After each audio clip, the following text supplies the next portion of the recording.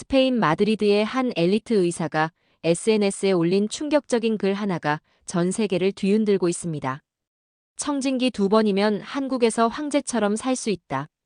연봉 9,500만 원에 빛나는 경력을 자랑하던 이 의사는 한국을 완전한 의료 후진국으로 단정하며 거만한 도전장을 내밀었습니다. 한국 의료진들, 불쌍한 사람들이지. 내가 가르쳐줘야겠어. 하지만 인천공항에 발을 디딘 순간부터 그의 오만함은 산산이 부서지기 시작했습니다. 잠깐. 이게 뭐야? 이런 게 가능해? 첨단 로봇이 누비는 병원 로비, AI가 진단을 보조하는 의료 시스템, 그리고 상상도 못했던 의료진 처우. 우리 스페인이 구석기 시대 같아 보여. 자신만만했던 스페인 의사를 무릎 꿇게 만든 한국의 놀라운 현실. 단 3일 만에 인생관이 180도 바뀌어버린 충격적인 이야기가 지금 시작됩니다. 안녕하세요. 저는 스페인 마드리드에서 의사로 일하고 있는 하비에르 마르티네스입니다. 오늘 여러분께 정말 부끄럽지만 제가 겪었던 충격적인 경험을 들려드리려고 해요. 사실 몇 년 전까지만 해도 저는 정말 교만한 사람이었어요. 매일 아침 거울을 보면서 이런 생각을 하고 있었거든요. 나는 스페인 의료계의 황제야. 콤플루텐세 대학 의대를 우수한 성적으로 졸업한 엘리트 의사라고 말이에요. 제 연봉이 9,500만 원 정도였는데 스페인에서는 상당히 높은 편이었어요. 병원 복도를 걸을 때마다 간호사들이 고개를 숙여 인사하고 있었고 환자들은 마르티네스 선생님이라고 부르며 감사 인사를 건네고 있었죠. 그럴 때마다 저는 우쭐해하고 있었어요. 역시 나는 특별한 존재구나 하면서요. 그런데 제가 정말 큰 착각을 하고 있었다는 걸 깨닫게 된 계기가 있었어요. 어느 날 병원 휴게실에서 동료 루이스 가르시아가 커피를 마시며 이런 말을 하고 있었거든요. 한국이라는 나라 얘기 들어봤어? 거기는 아직도 의료 장비가 80년대 수준이래. 경제도 엉망이고 젊은이들은 다 실업자라고 하던데. 저는 그때 루이스의 말에 완전히 동조하고 있었어요. 맞아, 내가 거기 가면 정말 신 대접받겠어. 스페인 의사라고 하면 다들 무릎 꿇고 가르침을 청할 거야. 이렇게 생각하고 있었죠. 그러던 중에 의대 동기인 마리아 페르난데스가 갑자기 연락을 해왔어요. 하비에르, 나 큰일 났어. 서울대병원 실습 프로그램에 합격했는데 월급이 400만 원이나 된다는 거야. 처음에 저는 웃고 있었어요. 400만 원? 유로로 치면 3천 유로도 안 되잖아. 그래도 한국 물가가 싸니까 나쁘지 않겠네. 이렇게 생각하면서 즉시 인터넷을 뒤지기 시작했어요. 김밥이 3,500원, 커피가 5,000원 정도 하더라고요. 생각보다 비싸네. 하지만 여전히 제가 가지고 있던 편견은 변하지 않고 있었어요. 한국은 분명히 우리보다 못 사는 나라일 거야. 거기 가면 내가 정말 특별 대우받을 거야. 이런 생각만 하고 있었거든요. 그래서 SNS에 이런 글을 올렸어요. 청진기 2번이면 한국에서 황제처럼 살 수 있다. 정말 부끄러운 일이었죠. 지금 생각해보면 얼마나 무지하고 오만했는지 모르겠어요. 마리아가 한국에 가기 전에 저에게 이런 말을 하고 있었어요. 하비에르, 너도 나중에 기회 되면 꼭 한국에 와봐. 정말 놀랄 거야. 하지만 저는 그때 비웃고 있었어요. 내가 뭘 놀라겠어? 오히려 그들이 나를 보고 놀라겠지. 그런데 마리아가 한국에 간지 한 달 정도 지났을 때 충격적인 연락이 왔어요. 하비에르, 미안해. 내가 완전히 잘못 생각했어. 여기는 정말 대단한 곳이야. 의료시설도 우리보다 훨씬 좋고 시스템도 완전히 다른 수준이야. 저는 그때도 믿지 않고 있었어요. 설마 그럴 리가. 분명히 마리아가 그냥 새로운 환경에 들떠서 그런 거겠지. 한국이 우리 스페인보다 좋을 리가 없어. 이렇게 생각하면서 여전히 제 편견을 고집하고 있었죠. 하지만 마리아의 연락은 계속 이어지고 있었어요. 그리고 점점 더 구체적인 내용들을 보내오기 시작했어요. 병원 사진들, 의료 장비 사진들, 그리고 무엇보다 그곳 사람들의 생활 모습들을 보여주고 있었거든요. 저는 그때까지도 인정하고 싶지 않았어요.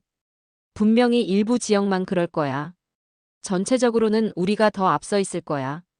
이런 생각으로 버티고 있었죠. 하지만 마음 한구석에서는 뭔가 불안한 기분이 들기 시작하고 있었어요. 그러던 어느 날 정말 운명적인 기회가 찾아왔어요. 마리아가 저에게 제안을 한 거예요. 하비에르 3일만 한국에 와봐. 내 눈으로 직접 확인해봐. 그러면 내가 얼마나 잘못 생각하고 있었는지 알게 될 거야. 그래서 결국 저는 한국행 비행기표를 끊었어요. 솔직히 마음 한편으로는 기대하고 있었거든요. 한국 사람들이 저를 보고 얼마나 놀라할지 상상하면서 말이에요. 스페인에서 온 의사라고 하면 분명히 특별 대우를 해줄 거라고 생각하고 있었어요.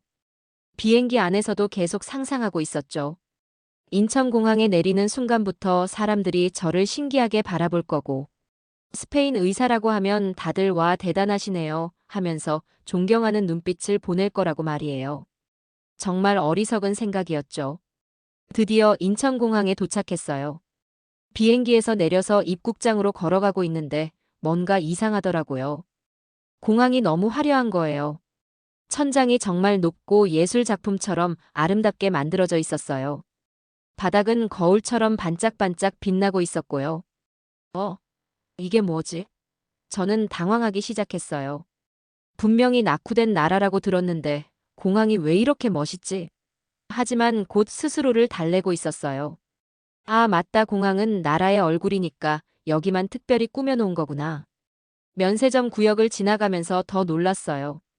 샤넬, 루이비통, 에르메스 같은 명품 매장들이 즐비하게 늘어서 있었거든요. 스페인 마드리드 공항보다도 더 화려해 보이는 거예요. 이건 뭔가 잘못됐어. 분명히 겉모습만 번지르하게 꾸며놓은 거야. 택시를 타려고 나갔는데 주차장에서 또 한 번 충격을 받았어요. 늘어서 있는 차들이 하나같이 새 차들이었거든요. 벤츠, BMW, 아우디, 그리고 현대 제네시스까지. 이게 다 개인 차량이라고? 스페인에서는 이런 차들을 보려면 부유한 동네에 가야 하는데 말이에요. 택시 기사 아저씨가 친절하게 인사를 하면서 어디서 오셨어요? 라고 물어보더라고요. 스페인에서 왔다고 하니까 아, 그러시구나, 관광 오셨나요? 하면서 자연스럽게 대화를 이어가고 있었어요. 전혀 특별해하지 않는 반응이었죠. 서울로 가는 길에 창밖을 계속 쳐다보고 있었어요. 고속도로를 달리는 차들이 정말 마치 자동차 전시장 같았어요. 10년 넘은 낡은 차는 거의 보이지 않았거든요. 스페인 같으면 절반은 오래된 차들일 텐데 말이에요. 서울에 들어서자 건물들이 하늘을 찌르듯이 솟아 있었어요. 강남이라는 곳을 지날 때는 정말 입이 떡 벌어졌죠. 뉴욕이나 런던 못지않은 스카이라인이 펼쳐져 있었거든요. 이게 그 가난하다던 한국의 모습이라고? 완전히 다른 나라 같았어요. 저는 점점 당황스러워지고 있었어요. 스페인 언론에서 본 한국은 이런 모습이 아니었거든요. 경제가 어렵고 젊은이들이 다 실업자라고 했는데 왜 이렇게 발전되어 있는 거지? 하지만 여전히 인정하고 싶지 않았어요. 마리아가 사는 곳에 도착했을 때도 놀랐어요. 원룸이라고 했는데 깔끔하고 현대적인 건물이었거든요. 엘리베이터도 있고 보안 시스템도 완벽했어요. 스페인에서 이 정도 집에 살려면 상당한 돈을 내야 하는데 말이에요. 마리아가 문을 열고 반갑게 맞아주었어요. 정말 오랜만에 만났는데 얼굴이 훨씬 밝아 보이더라고요. 하비에르, 드디어 왔구나. 어때, 한국 첫인상이? 라고 물어보면서 환하게 웃고 있었어요. 저는 애써 무덤덤한 척하면서 대답했어요. 뭐 그냥 그래, 공항이랑 강남만 그럴듯하게 꾸며놓은 것 같던데 나머지는 별로겠지. 그런데 마리아가 피식 웃으면서 이렇게 말하더라고요. 하비에르, 너 정말 큰 착각하고 있어. 첫 번째 밤이 지나고 다음 날 아침에 일어났어요. 시차 적응이 안 되어서 새벽 2시쯤 잠이 깼거든요. 마리아는 깊게 잠들어 있었고 저는 혼자 나가보기로 했어요. 근처에 편의점이 있다고 했으니까 뭔가 사 먹으려고 말이에요. 편의점에 들어가서 1,000원짜리 과자 하나를 샀는데 직원이 정말 정성스럽게 봉투에 넣어주고 영수증까지 챙겨주는 거예요. 이런 소액인데도 이렇게 친절하게. 스페인 편의점에서는 상상도 못할 일이었어요. 지하철을 타고 시내를 둘러보기로 했어요. 새벽이라 사람이 많지 않을 거라고 생각했는데 생각보다 사람들이 있더라고요. 그런데 정말 신기한 게 취객이 한 명도 없었어요. 모든 승객이 조용히 앉아서 스마트폰을 보거나 책을 읽고 있었거든요. 한 승객이 깜빡 잠들어서 가방이 열려 있었는데 아무도 건드리지 않고 있었어요. 심지어 지갑이 보이는데도 말이에요. 스페인이었으면 벌써 누가 가져갔을 텐데. 이게 정말 신기했어요. 명동이라는 곳에 가보았어요. 한국의 중심 상업지구라고 들었거든요. 거리에 나서자마자 또 놀랐어요. 사람들이 입고 있는 옷이 하나같이 세련되어 있었고 들고 있는 가방도 명품이 많았거든요. 가난한 나라 사람들이 어떻게 이런 걸 입고 다니지? 커피숍에 들어가서 커피 한 잔을 주문했어요. 6,000원이더라고요. 생각보다 비싸네요 라고 말했더니 직원이 시큰둥하게 대답했어요. 여기서는 이게 정상 가격이에요. 전혀 미안해하거나 당황하는 기색이 없었거든요. 점심시간이 되어서 마리아와 함께 식당에 갔어요. 김치찌개가 9,000원, 삼겹살이 1인분에 15,000원이더라고요. 이거 생각보다 비싸다고 말했더니 마리아가 웃으면서 괜찮아, 내가 살게. 그리고 이게 한국에서는 평범한 가격이야 라고 하더라고요. 평범하다고? 저는 한국 사람들이 이런 물가에서 어떻게 사는지 궁금해지기 시작했어요. 그런데 주변을 보니까 평범한 직장인들이 10,000원이 넘는 점심을 아무렇지 않게 먹고 있었거든요. 다들 깔끔한 정장을 입고 최신 스마트폰을 들고 있었어요. 식사하면서 마리아에게 물어봤어요. 야, 한국 여자들은 어때? 외국인 의사 좋아해? 그런데 마리아가 피식 웃으면서 글쎄. 내가 생각하는 것처럼은 아닐걸, 한국 여자들 눈이 꽤 높아라고 말하더라고요. 저는 자신있게 대답했어요. 그래도 스페인 의사라고 하면 다를 거야. 여기서는 의사가 귀하다고 들었어. 게다가 나는 스페인에서 온 엘리트 의사잖아. 하지만 마리아는 고개를 저으면서 하비에르, 너 뭔가 크게 착각하고 있는 것 같은데 라고 말하고 있었어요. 그런데 진짜 충격은 마리아가 일하는 병원에 가면서 시작되었어요. 다음 날 마리아가 저를 병원으로 데려갔거든요. 병원에 도착했을 때 저는 정말 입이 떡 벌어졌어요. 로비가 호텔 같았고 안내 로봇이 돌아다니고 있었거든요. 이거 진짜 병원 맞아? 애플 스토어 아니야? 라고 물어봤더니 마리아가 자랑스럽게 말했어요. 우리 병원은 이제 종이 차트를 아예 안 써, 모든 게 디지털화되어 있고 AI가 진단을 보조해줘. 환자들은 스마트폰으로 대기 순서를 확인하고 의료진들은 태블릿을 들고 차트를 확인하고 있었어요. 수술실 참관실로 들어갔을 때 정말 충격을 받았어요. 의사가 로봇팔을 조종하면서 수술을 하고 있었거든요. 그것도 아주 정밀하게 말이에요. 이건 다빈치 로봇이야. 한국은 이미 로봇 수술이 일반화되어 있어 라고 마리아가 설명해 주더라고요. 스페인에서는 아직 몇 대 없지. 사실 우리 병원에도 최근에야 한 대 들어왔어. 너무 비싸서 쉽게 도입하기 어려웠거든. 그런데 여기서는 그게 일상이라니. 제가 얼마나 우물안개구리였는지 점점 더 실감하고 있었어요. 더 충격적인 건 의료진 분위기였어요. 스페인에서는 교수님이 나타나면 다들 얼어붙는데 여기서는 전공의도 교수님께 편하게 질문하고 토론하고 있었거든요. 위계 질서가 있긴 했지만 서로 존중하는 분위기였어요. 교수님, 이 환자 케이스에서 다른 접근 방법은 어떨까요? 오, 좋은 아이디어네, 한번 시도해봐도 좋을 것 같은데. 이런 대화가 자연스럽게 오가고 있었어요. 저는 정말 부러웠어요. 스페인에서는 교수님 말씀에 감히 이의를 제기할 수 없거든요.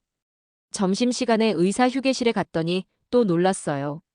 넓고 쾌적한 공간에 안마의자까지 있었고 전공의들이 여유롭게 쉬고 있었거든요.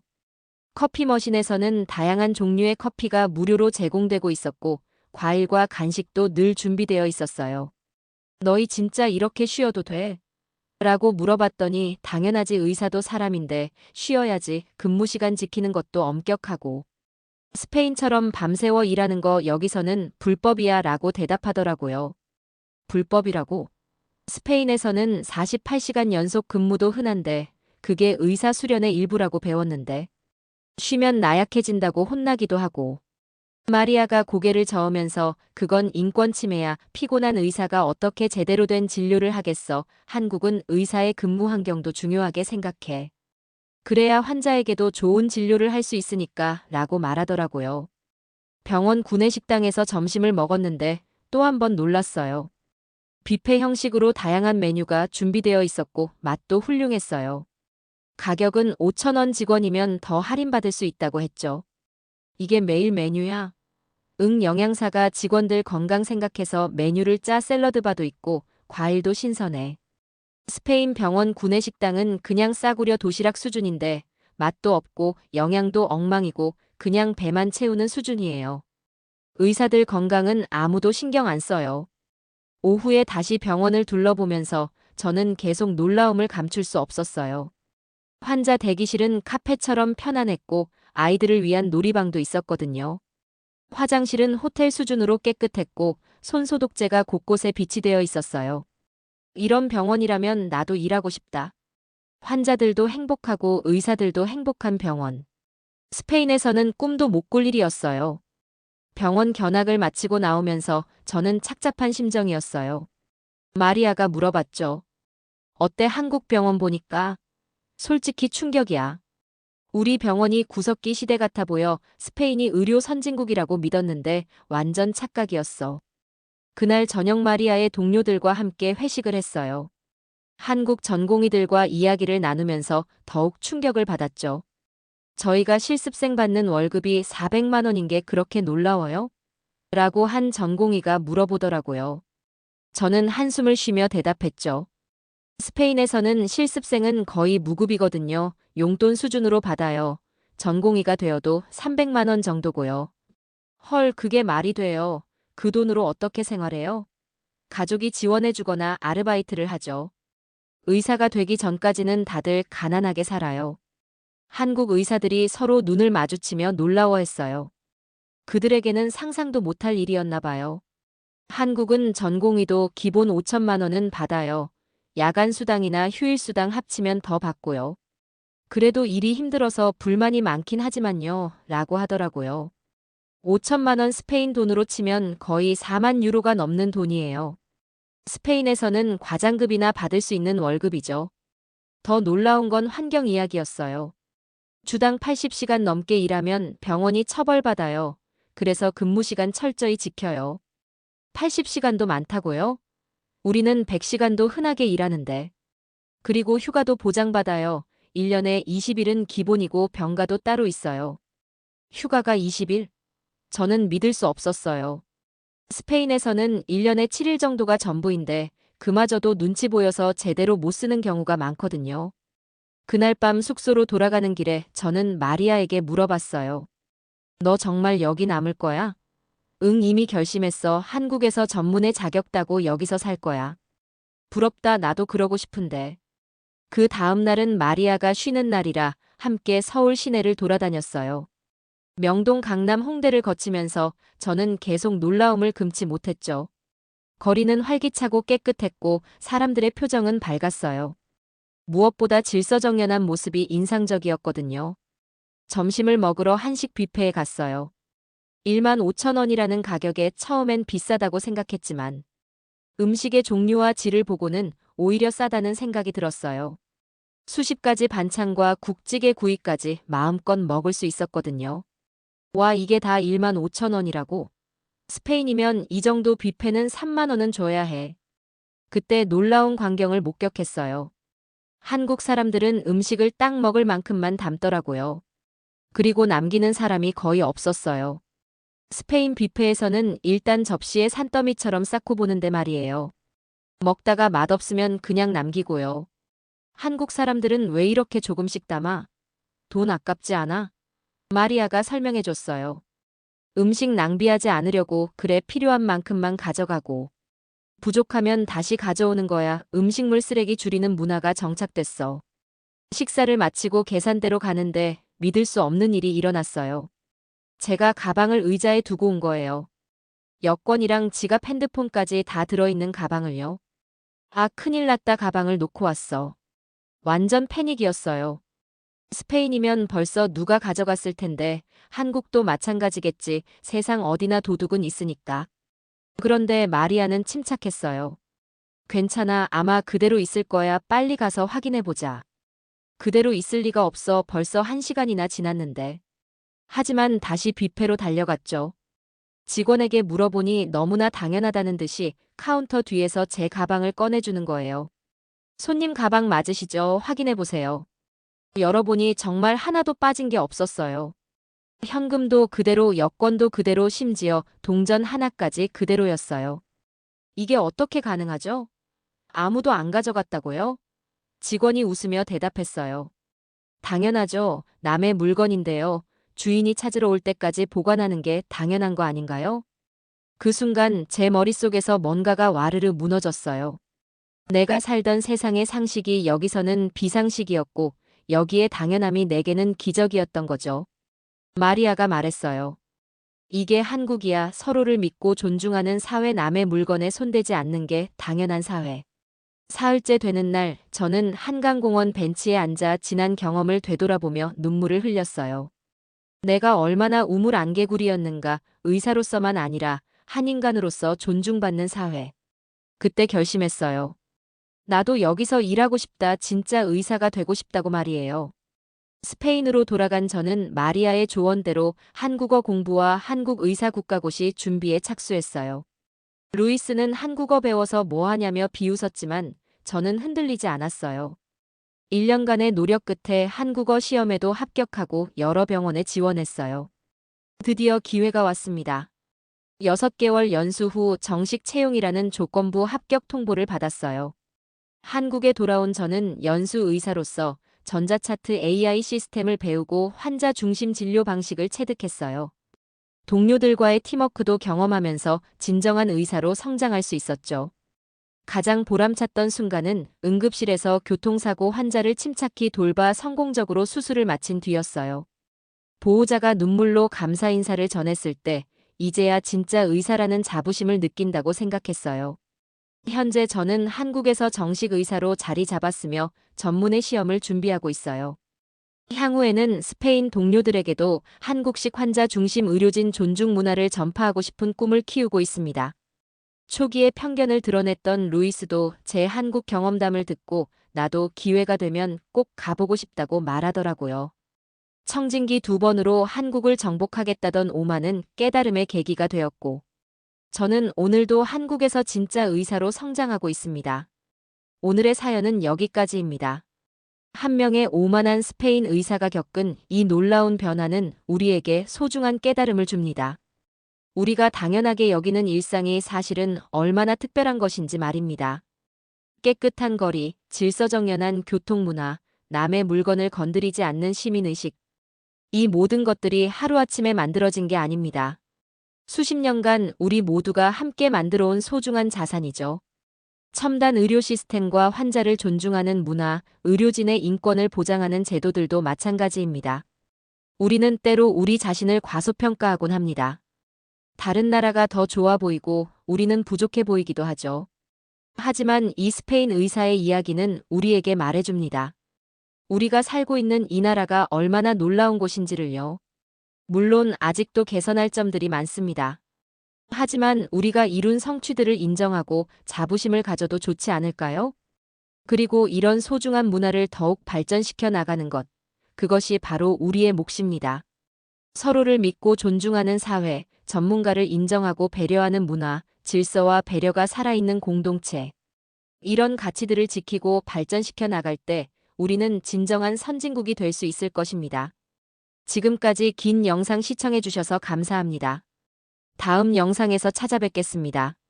더 재미있고 유익한 영상을 원하신다면 구독, 좋아요, 알림 설정 부탁드리겠습니다.